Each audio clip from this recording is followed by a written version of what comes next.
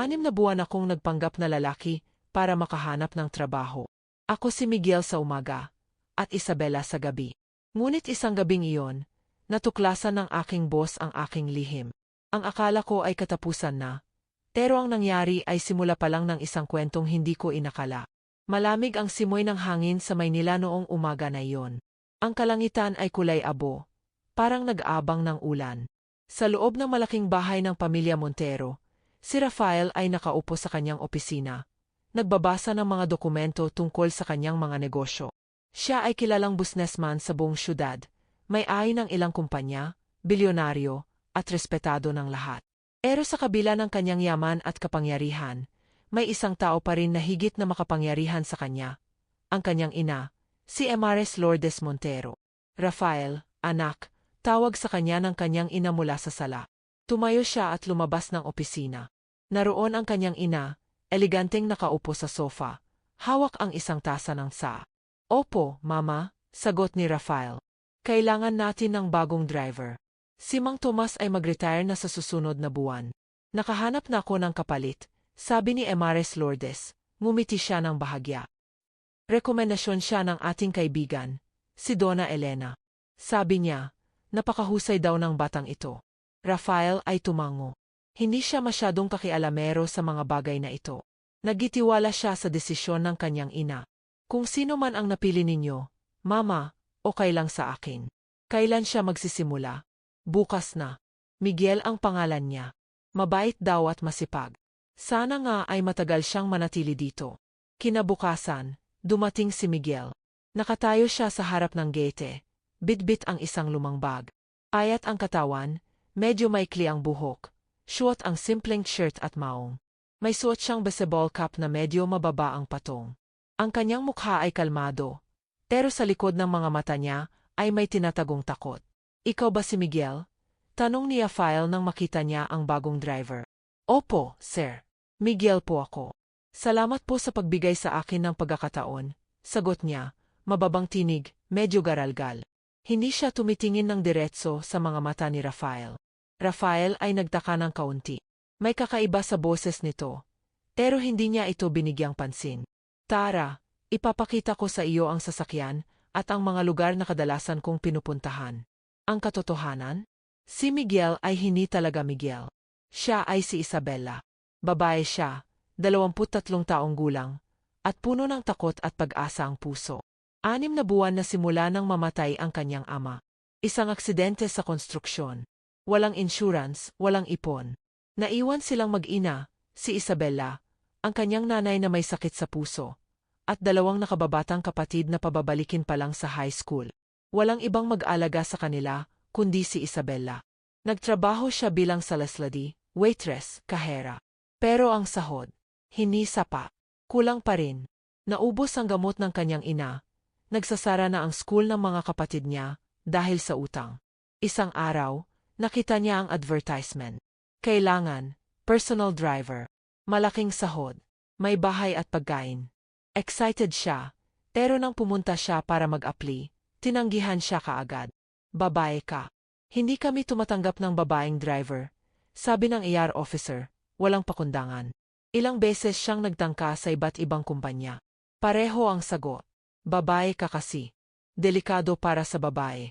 Hindi ka bagay sa trabahong ito. Hanggang sa isang gabi, habang nakatingin siya sa refleksyon niya sa salamin, pumasok sa isip niya ang isang ideya, isang desperadong ideya. Kung hindi nila siya tatanggapin bilang babae, magiging lalaki na lang siya. Ginupit niya ang kanyang mahaba at makintab na buhok. Bumili siya ng panglalaking damit sa ukay-ukay. Nagtago siya ng kanyang dibdib gamit ang pangtapal na elastic bandage. Nag-ensayo siya ng lalaking boses. Nag-ensayo siya ng paglakad, pagtayo, pag-upo, lahat ng kilos ng isang lalaki. At naging si Miguel siya. Nagtrabaho siya sa ilang bahay, pero hindi siya tumagal. Hanggang sa narinig niya ang tungkol sa pamilya Montero. Dahil sa koneksyon ng isang dating employer, narekomenda siya. At tinanggap siya. Sa 6 na buwan na iyon, namuhay si Isabela ng 2 buhay. Sa umaga, siya ay si Miguel, tahimik, masipag, walang reklamo. Sa gabi, kapag nakabalik na siya sa kanilang maliit na apartment, siya ay si Isabela, pagod, nasasaktan, umiyak. Masakit ang kagtapal ng dibdib araw-araw. Nakakapaso ang init. Minsan ay namumula na ang kanyang balat, pero hindi siya makapagreklamo. Nakakapagod din ang pag-arte, ang pagbaba ng boses, ang pag-iwas sa mga taong masyadong makulit o mapanuri. Pero pinapahalagahan niya ang trabaho. Dahil sa sahod niya, nakakabili na ng gamot ang kanyang ina. Nakakapag-aral na ulit ang mga kapatid niya. May pagkain na sa mesa. Kaya kahit anong hirap, tinitiis niya. Si Rafael ay isang mabuting boss. Hindi siya gaanong maarte. Hindi rin siya pakialamera. Pero matalino siya. Napapansin niya ang mga maliliit na detalye. Minsan ay napapansin niyang hindi kumakain ng maayos si Miguel. Minsan ay napapansin niya ang pag-iwas nito sa mga kausap. Miguel, kumain ka na ba? Tanong niya minsan. Opo, sir. Busog pa po ako. Sagot ni Isabela na nagpapanggap na si Miguel. Sigurado ka? Arang ang payat mo. Matagal na po akong payat, sir. Mabilis po kasi ako mapuno. Rafael ay tumango, pero sa loob-loob niya, may kakaiba. Hindi niya lang masabi kung ano. Isang araw, kailangan nilang bumiyahe papuntang Baguio para sa isang business meeting. Matagal na biyahe, mahigit 5 oras. Tahimik si Rafael sa backseat, nagbabasa ng mga papeles. Si Isabela naman, o si Miguel, ay nakatuon ang atensyon sa kalsada. Pagdating nila sa Baguio, malamig ang panahon. Nag-check-in sila sa isang hotel. Si Rafael ay may sariling suwite, at si Miguel ay binigyan ng maliit na kwarto para sa staff. Kinabukasan, matapos ang meeting, bumalik si Rafael sa hotel. Pero nakalimutan niya ang kanyang cellphone charger sa sasakyan. Bumaba siya para kunin, pero nakita niyang nakapark na ang kotse at wala si Miguel. Pumunta siya sa kwarto kung saan natutulog si Miguel. Kumatok siya. Walang sagot. Kumatok ulit. Wala pa rin. Miguel, nandyan ka ba? Maya-maya, bumukas ang pinto. Pero ang tumambad sa kanya ay hindi si Miguel. Isang babae. Basa ang buhok, suot ang pangbabae pero simpleng shirt, nakayuko, umiyak. Sir? Bulong niya. Nanginginig ang boses. Ako po si Miguel. Natigilan si Rafael. Para siyang nabato sa kinatatayuan. Hindi siya makapaniwala. Ano ang ibig mong sabihin? Babae po ako, sir. Ang ngalan ko po ay Isabela. Hindi po ako si Miguel. Nagpanggap lang po ako. Bumagsak ang mundo ni Isabela sa sandaling iyon. Akala niya, tapos na. Mawawalan na siya ng trabaho. Mawawalan na siya ng pagkakataong buhayin ang kanyang pamilya. Umupo siya sa sahig, humahagulgol. At si Rafael, nanatili siyang nakatayo, hindi makagalaw, puno ng pagtataka, galit, at hindi maipaliwanag na emosyon. Ilang minutong katahimikan ang lumipas. Tanging ang hikbi ni Isabela lang ang naririnig sa loob ng kwarto. Si Rafael ay nanatiling nakatayo sa may pintuan. Ang isip niya ay gulong-gulo. Hindi niya alam kung ano ang dapat niyang maramdaman.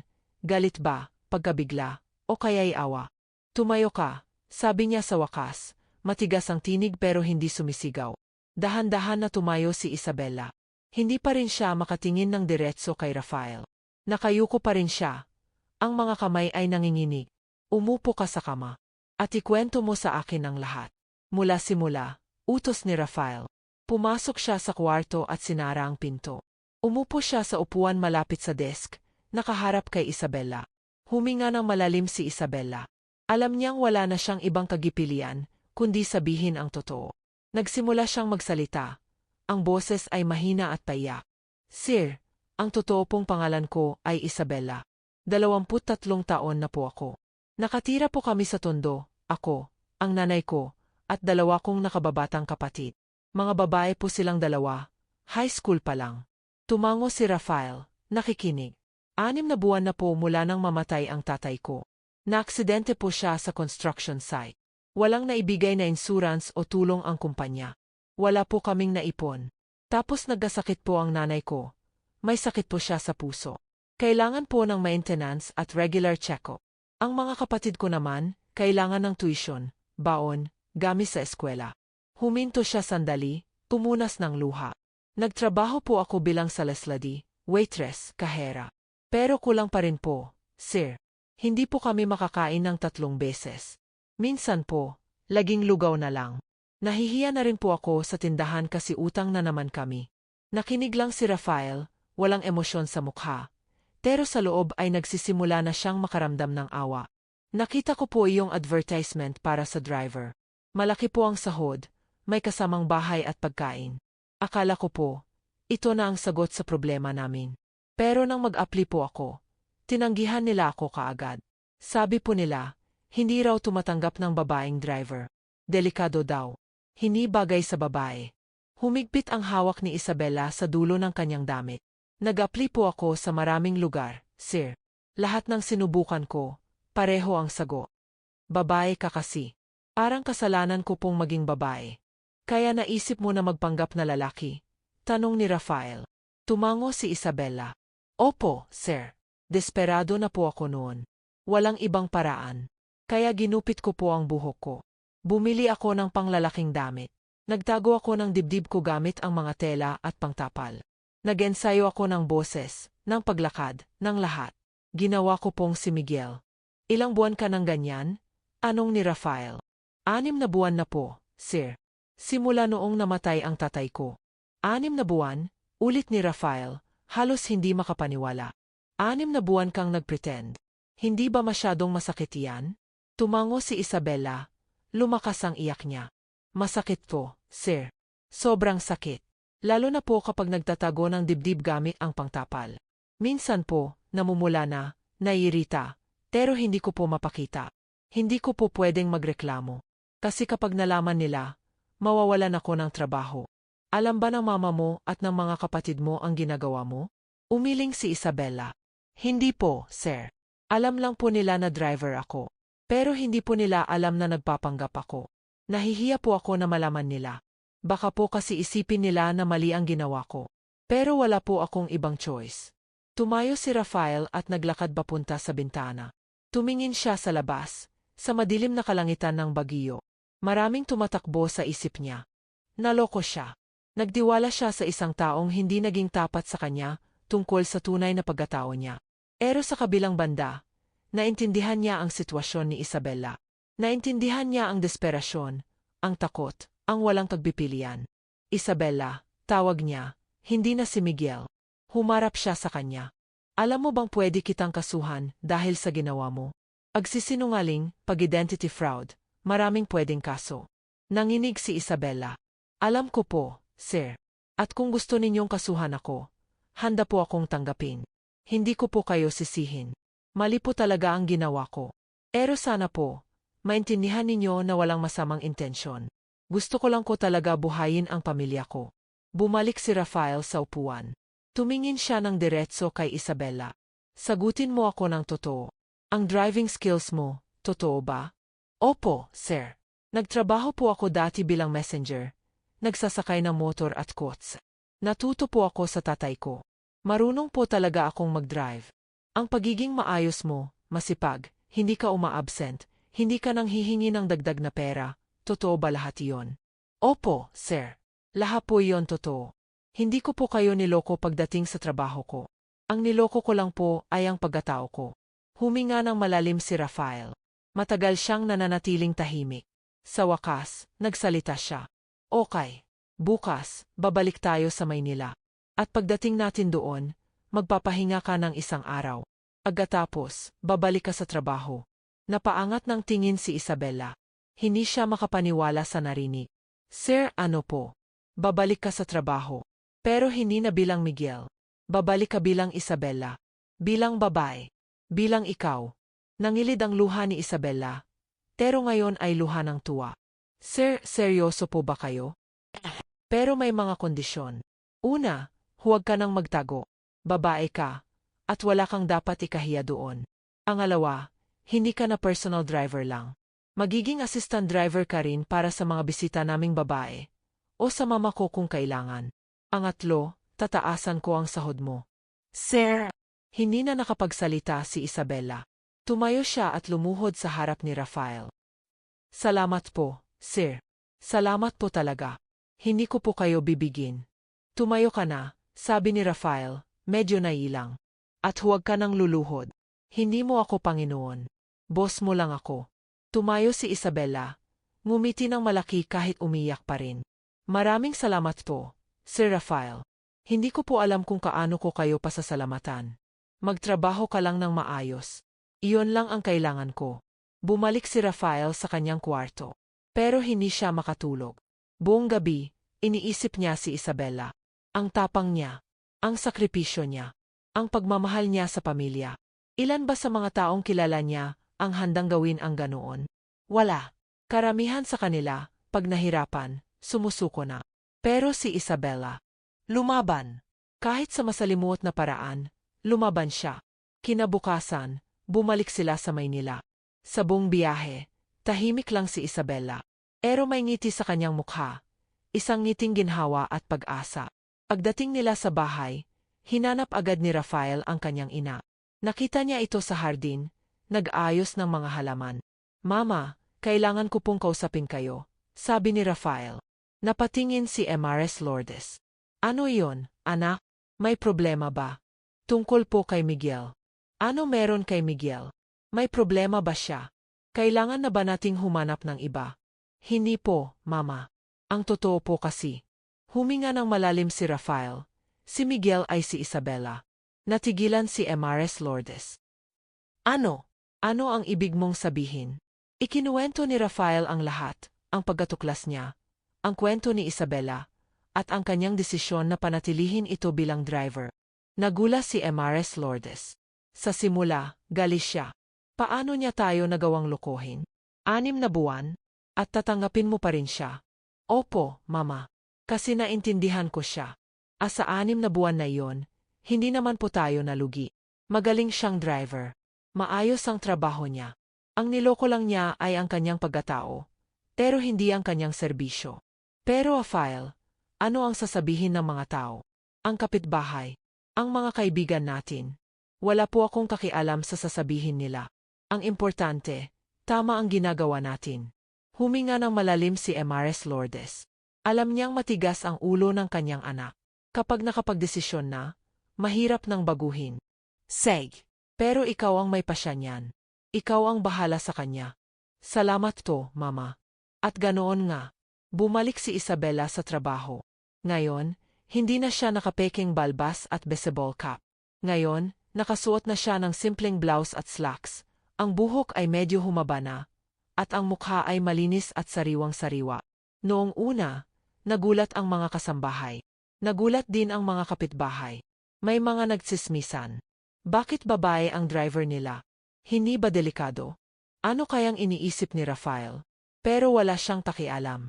Tinuloy niya ang kanyang desisyon. Si Isabela naman, sobrang sipag.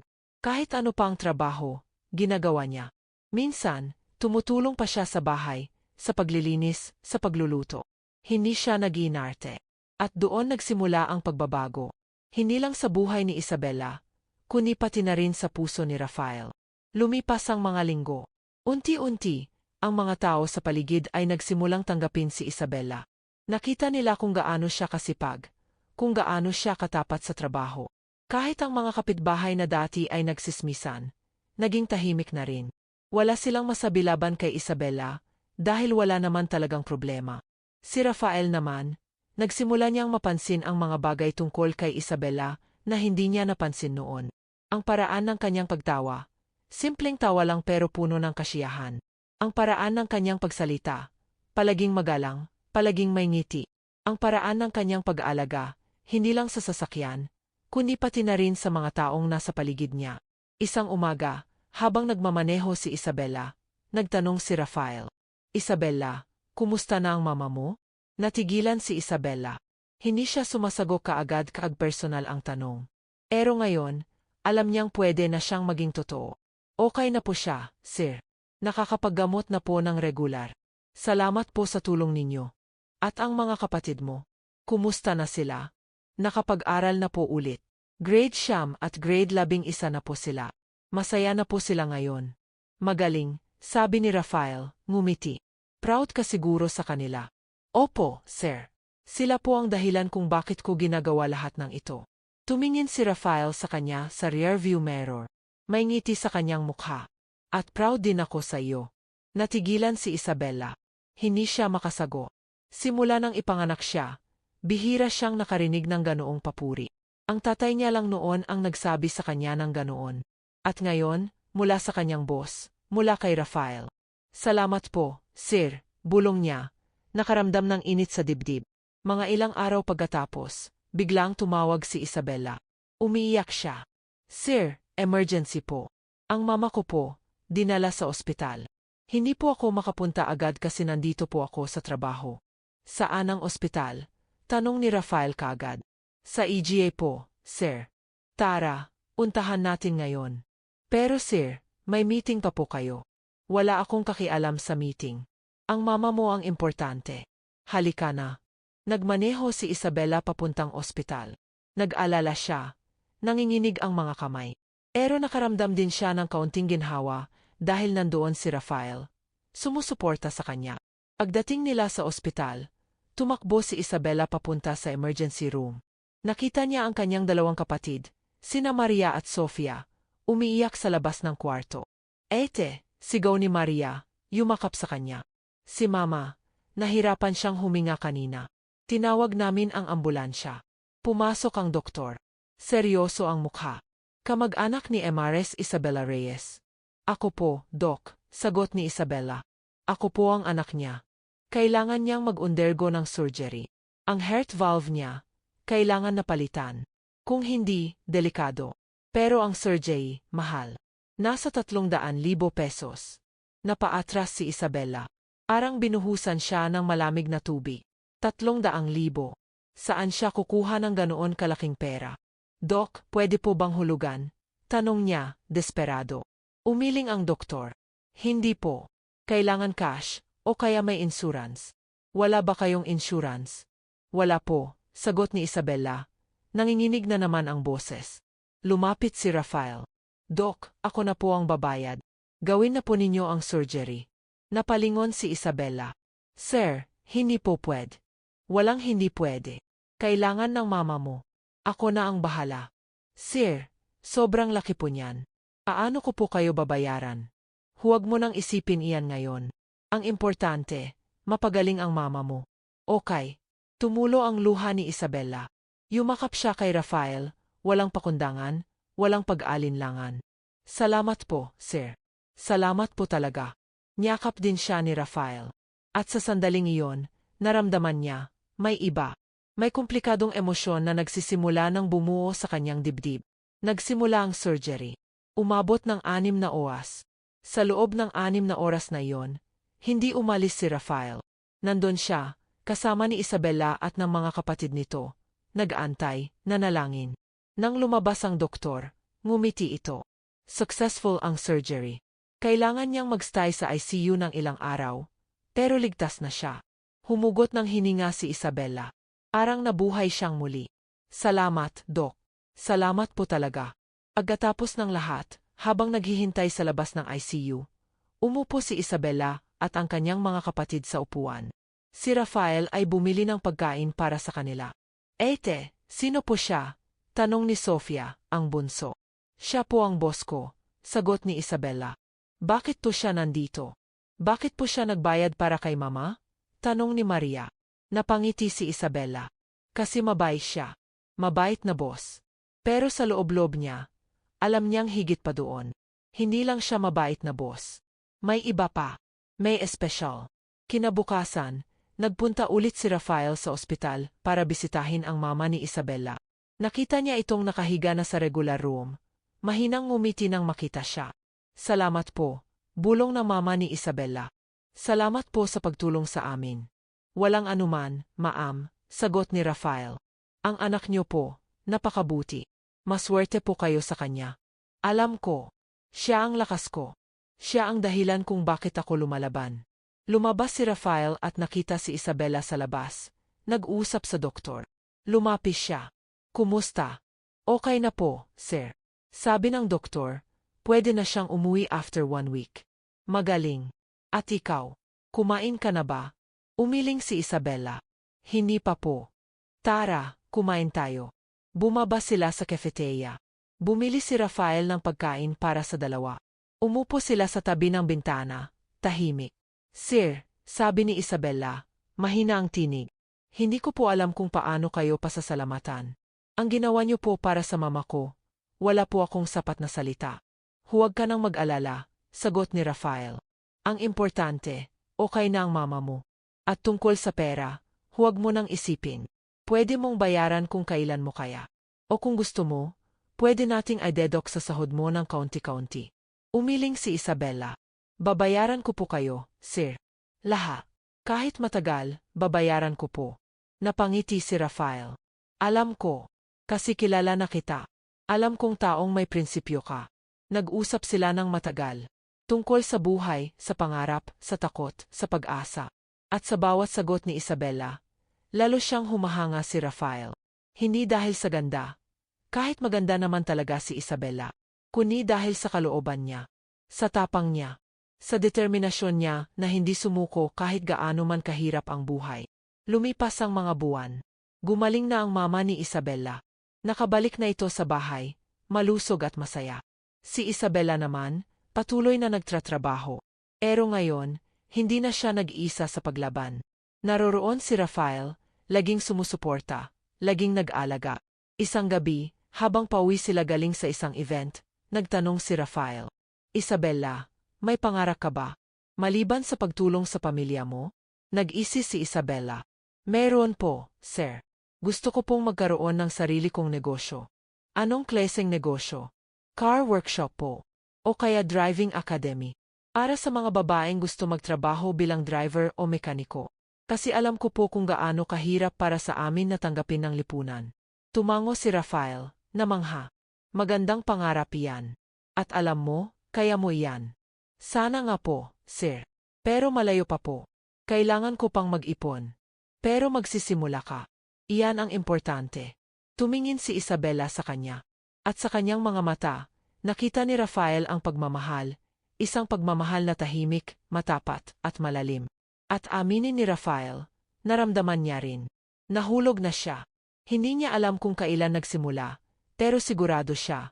Mahal niya na si Isabela. Pero may takot pa rin siya. Takot na baka hindi siya tanggapin ng mundo. Takot na baka masira ang reputasyon niya. Pero higit sa lahat, takot na baka saktan niya si Isabela kapag nagkamali siya. Kaya hinayaan niya munang lumipas ang panahon.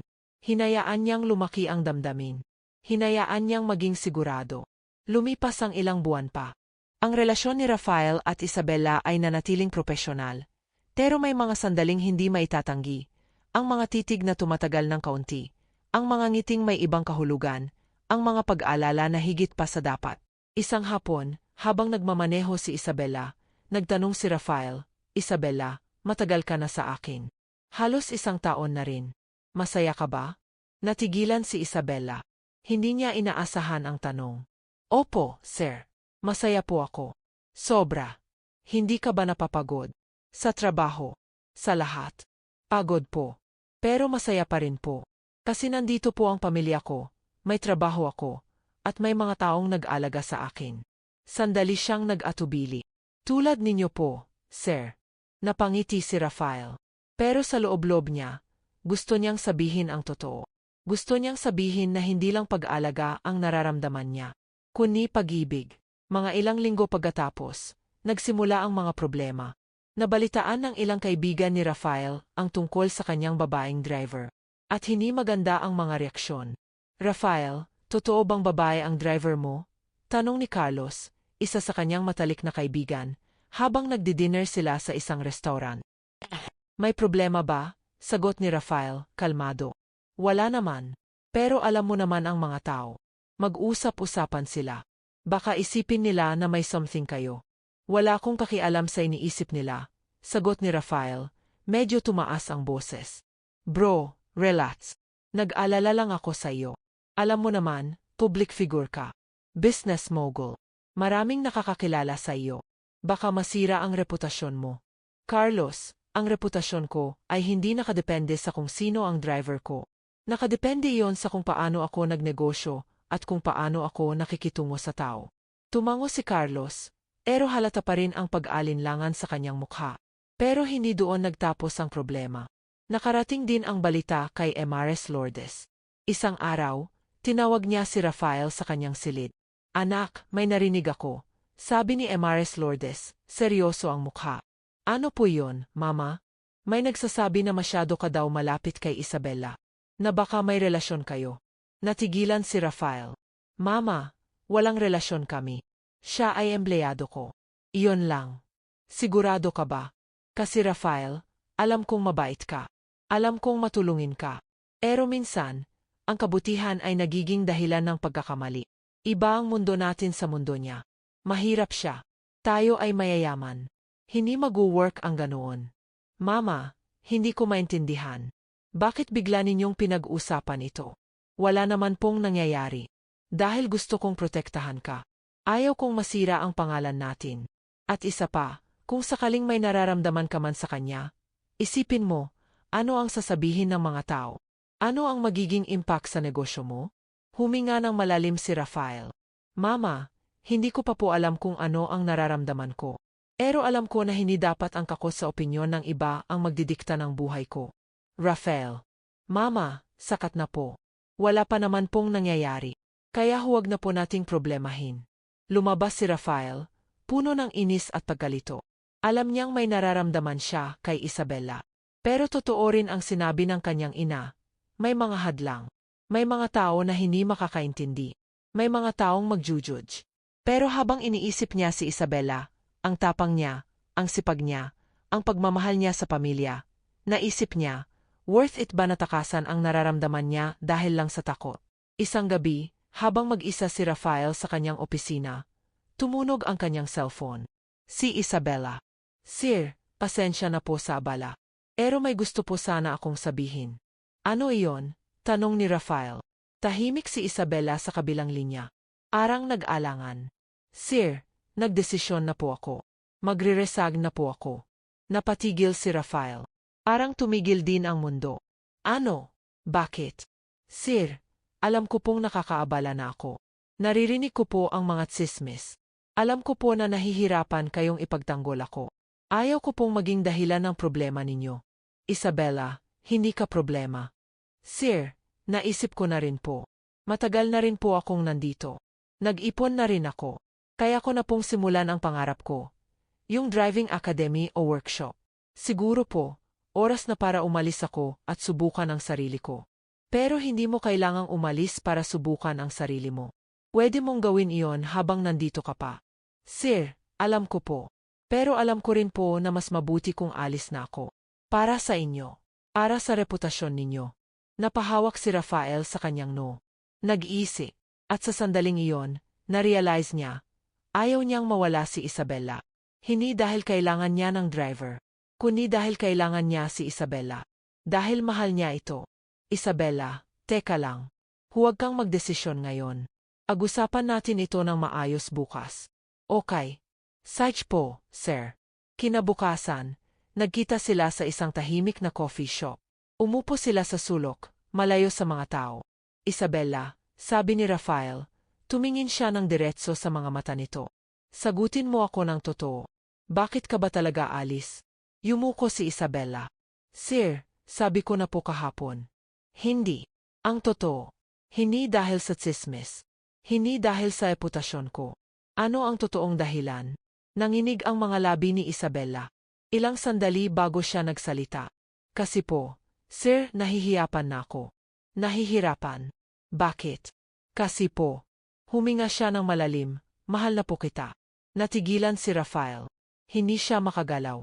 Narinig niya ang mga salitang iyon. Ang mga salitang gusto rin niyang sabihin. Alam ko pong mali, patuloy ni Isabella, umiyak na. Alam ko pong empleyado lang ako. Alam ko pong malayo ako sa mundo ninyo. Pero hindi ko na po mapigilan. Araw-araw, nakikita ko po kayo. Nakikita ko po kung gaano kayo kabuti. Kung gaano ninyo ako inaalagaan. Kung gaano ninyo ako pinahahalagahan. At nahulog po ako. Nahulog ako ng sobra. Tumulo ang luha ni Isabella. Kaya kailangan ko nang umalis, sir. Kasi baka kung manatili ako, mas lalo lang akong masasaktan. Mas lalo lang po akong umasa sa impossible. Umabot si Rafael sa kamay ni Isabella. Hinawakan niya ito ng mahigpit. Sino ang nagsabi sa iyo na impossible? Napaangat ng tingin si Isabella. Nanginginig pa rin. Isabella, mahal din kita, sabi ni Rafael, matapang, malinaw. Mahal na kita. Siguro simula pa noong nalaman ko ang totoo tungkol sa iyo. Nung makita ko kung gaano ka katapang, kung gaano ka katalino, kung gaano ka kaganda hindi lang sa labas kundi sa loob. Mahal na kita. Pero sir, ang mga tao. Wala akong kakialam sa mga tao. Ang mahalaga sa akin, ikaw. Ang mahalaga sa akin, tayo. Pero ang pamilya ninyo, ang negosyo ninyo, pakikinggan ko sila. Intindihin ko sila. Pero sa huli, ang desisyon ko pa rin ang masusunod. At ang desisyon ko, ikaw. Gusto kita. Kailangan kita. Mahal kita. Yumakap si Isabela kay Rafael, humahagulgol. At sa sandaling iyon, naramdaman nila, walang impossible. Walang hadlang na hindi kayang lampasan ng pag-ibig. Pero Rafael, sabi ni Isabela, habang nakadikit pa rin sa kanya, hindi pa rin ako alis bilang driver. Kasi gusto ko talagang magsimula ng sarili kong negosyo. Gusto kong patunayan sa sarili ko na kaya ko. Ngumiti si Rafael. Alam ko. At susuportahan kita. Kahit anong mangyari, nandito ako. At sa loob ng coffee shop na iyon, sa harap ng ilang taong walang alam sa kanilang kwento, nagsimula ang bagong kabanata ng kanilang buhay, ang kabanatang pag-ibig, pagtitiwala, at paglaban. Ang mga sumunod na linggo ay hindi madali. Tulad ng inaasahan, kumalat ang balita. Ang bilyonaryong si Rafael Montero ay may relasyon sa dating driver niya, isang babaeng nagpanggap na lalaki para makahanap ng trabaho. Nag-usap-usapan ang mga tao. May mga nagkomento sa social media. May mga nag-judge, may mga nagtanong, may mga nanghusga. Pero hindi sumuko si Rafael. Sa bawat tanong, sagot niya ay simpleng, mahal ko siya. At iyon lang ang mahalaga. Si Emares Lourdes ay nahirapan tanggapin sa simula. Isang gabi, kinausap niya uli si Rafael. Anak, sigurado ka ba sa ginagawa mo? Tanong niya, may halong pag-alala at takot sa boses. Opo, Mama. Sigurado ako, sagot ni Rafael, kalmado pero matibay. Pero anak, iba ang mundo niya sa mundo natin. Hindi mo ba naisip na baka? Mama, putol ni Rafael, alam ko po ang iniisip ninyo. Pero hindi po siya ang mundo niya, o mundo natin ang basehan ng pagmamahal. Ang basehan ay kung sino siya bilang tao. At si Isabela, siya ay mabuti, matapang, masipag, at may malasaki. Higit pa siya sa kahit sinong babae na nakilala ko. Tumahimik si Emares Lourdes. Nakita niya sa mga mata ng kanyang anak ang determinasyon, ang pag-ibig, at na-realize niya, wala na siyang magagawa. Ang anak niya ay nasa hustong gulang na. Mayroon na siyang sariling desisyon. Sige, sabi niya sa wakas, huminga ng malalim. Kung iyan ang makakapagpasaya sa iyo, susuportahan kita. Pero handa ka ba sa mga sasabihin ng mga tao? Opo, Mama. Handa na po ako. At totoo nga, handa na si Rafael. Handa na rin si Isabela. Ilang buwan pagkatapos, nag-resign na si Isabela. Pero hindi siya umalis ng walang plano. Gumamit siya ng mga ipon niya, dagdag ang tulong ni Rafael, at nagsimula ng maliit na driving academy, Isabella's Wheels, Driving School for Women. Ang konsepto ay simple pero makapangyarihan. Turuan ang mga babaeng magmaneho, hindi lang para sa personal na gamit, kundi para sa profesional na career. Turuan sila ng mechanics, ng defensive driving, ng customer service. Bigyan sila ng konfidensyang harapin ang mundo na dati ay nagsasabing hindi para sa kanila ang ganitong trabaho. Sa simula, ilan lang ang estudyante. Mga 5 babae, iba't ibang edad, iba't ibang background. Pero lahat ay may isang pangarap, ang maging independyente, ang kumita ng sariling pera, ang patunayan sa mundo na kaya nila. Si Isabela ay naging guro, mentor, at inspirasyon. Ikinukwento niya ang sariling kwento, kung paano siya nagpanggap na lalaki, kung paano siya lumaban, kung paano siya nagtagumpay. At sa bawat kwento, ang mga estudyante niya ay nakakahanap ng lakas. Ma'am isa, tanong ng isa sa kanyang estudyante, isang middle-aged na babae na si Luz, hindi po ba kayo nahiya noon? Nung nagpanggap kayo? Ngumiti si Isabela. Nahiya ako. Sobra. Pero mas natakot ako na hindi makakain ang pamilya ko. Mas natakot ako na mawalan ng pag-asa. Kaya ginawa ko ang kailangan kong gawin. Hindi ito perpekto.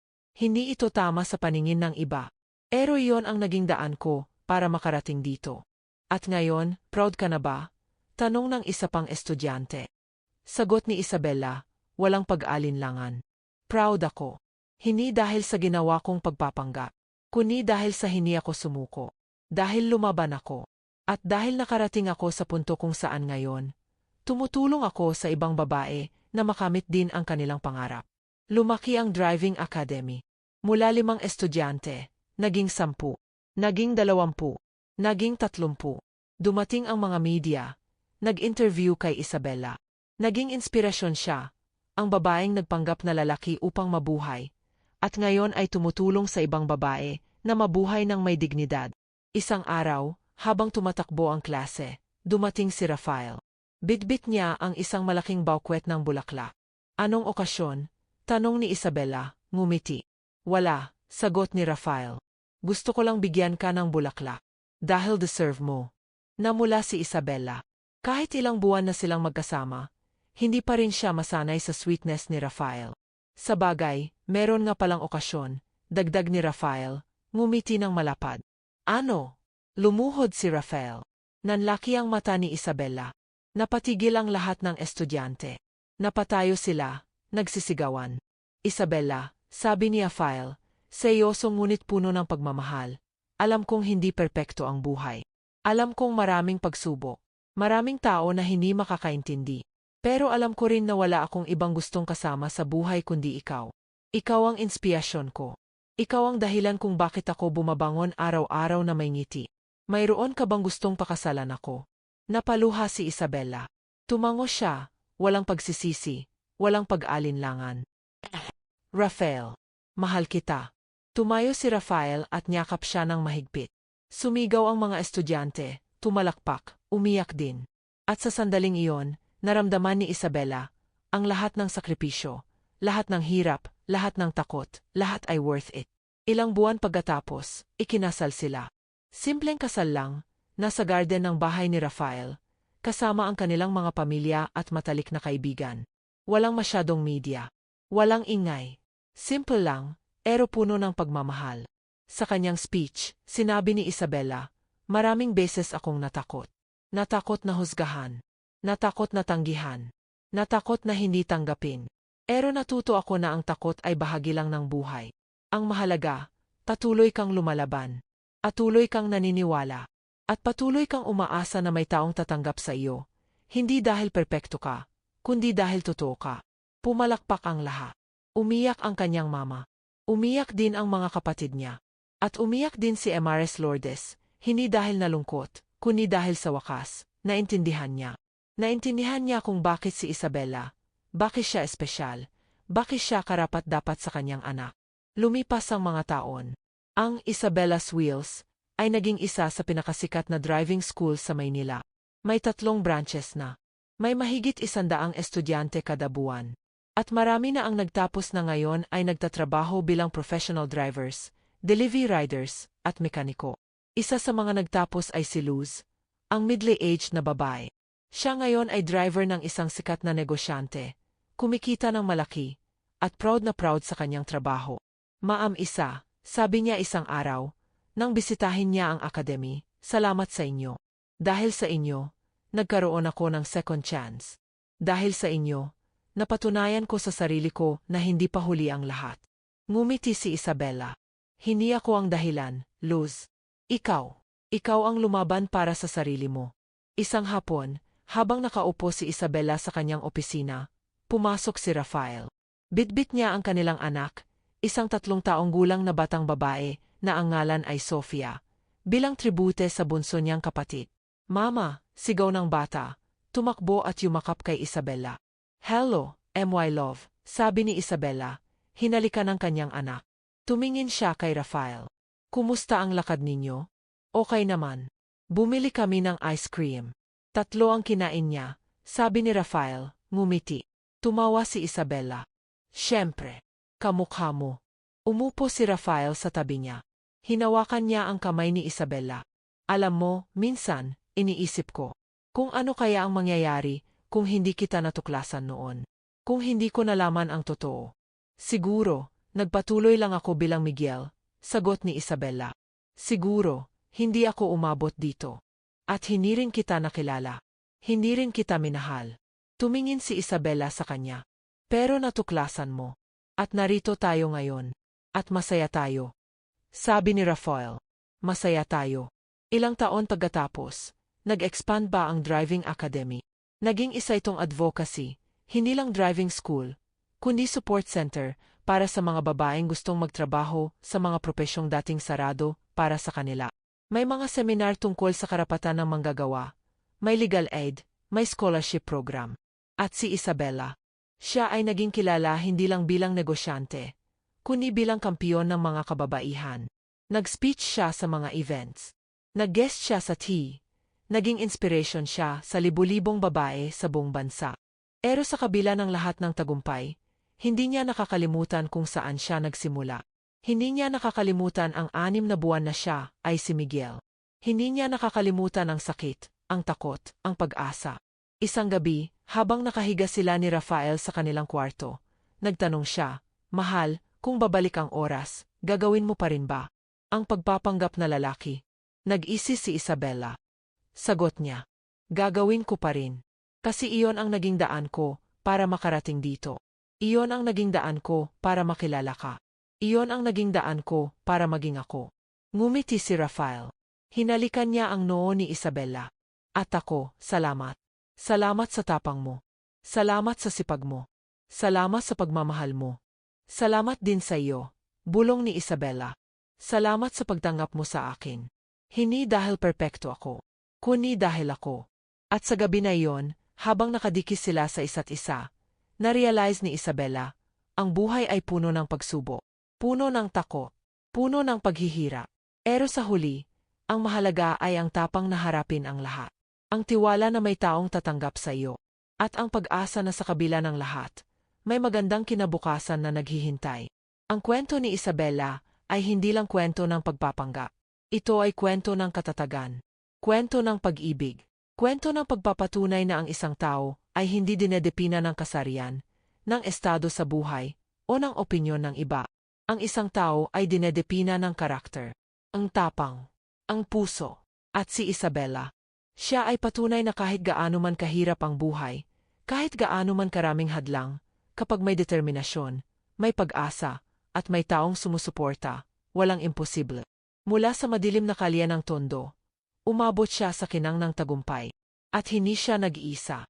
Kasama niya ang kanyang pamilya, ang kanyang mga estudyante, ang kanyang asawa, at ang kanyang sarili, ang babaeng naging si Miguel, pero sa huli, nananatiling si Isabela. Ang babaeng nagpakita sa mundo na ang pagiging babae ay hindi kahinaan. Ito ay kalakasan. At ang bawat babae, deserving ng respeto, ng oportunidad, at ng pagmamahal.